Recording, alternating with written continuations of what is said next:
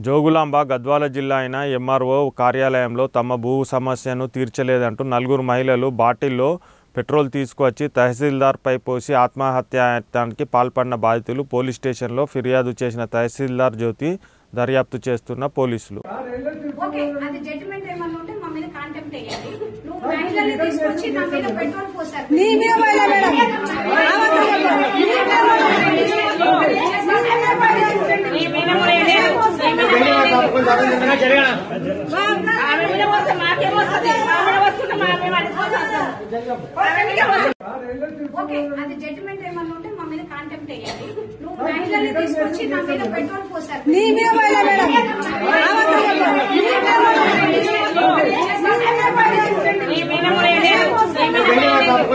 జరిగిన